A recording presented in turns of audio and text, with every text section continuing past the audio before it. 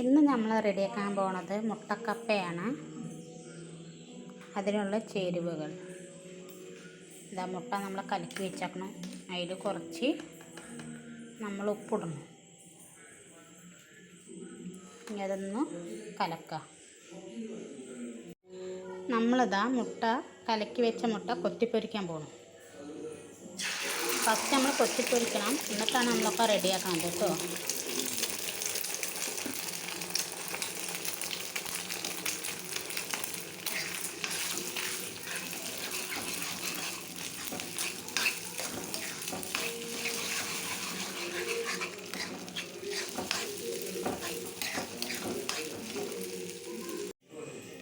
മുട്ട കൊത്തിപ്പൊരിച്ചത് റെഡിയായി. ഇതാ നമ്മൾ ഇനി അതിലേക്കുള്ള റെഡിയാക്കാനുള്ളത് ഉള്ളിയും തക്കാളിയൊക്കെ വഴറ്റാനുള്ളത്.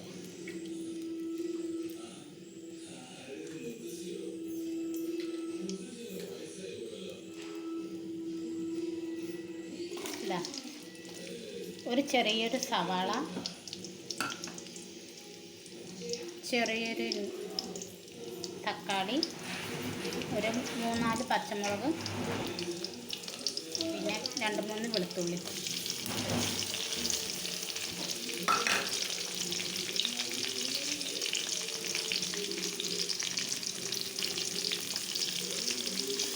ഇത് നന്നായിട്ടൊന്ന് വഴറ്റും.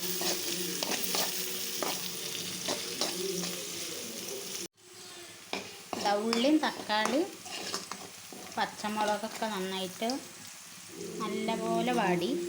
ഇനി അതിലേക്ക് 1 ടീസ്പൂൺ മുളക് പൊടി, 1 ടീസ്പൂൺ മല്ലിപ്പൊടി അത് ഇട്ടിട്ട് നന്നായിട്ട് വഴറ്റുക.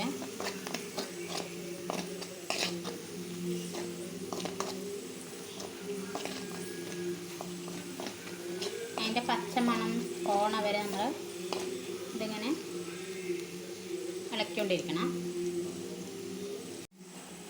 നന്നായിട്ട് ഇളക്കി വെച്ച് നമ്മൾ അതിൽ ചിക്കൻ മസാലപ്പൊടിയും കുറച്ച് മഞ്ഞൾപ്പൊടിയും കൂടി ഇട്ടിട്ടുണ്ട്. നമ്മളിതാ കപ്പ വേവിച്ചത്, ഇനി നമുക്ക് കപ്പ വേവിച്ചത് അതിലിടാം.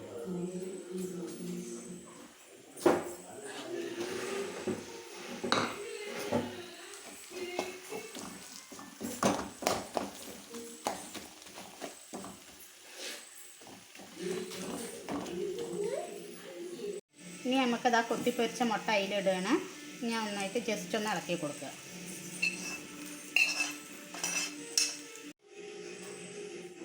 അങ്ങനെ മുട്ടക്കപ്പത്തോര റെഡി.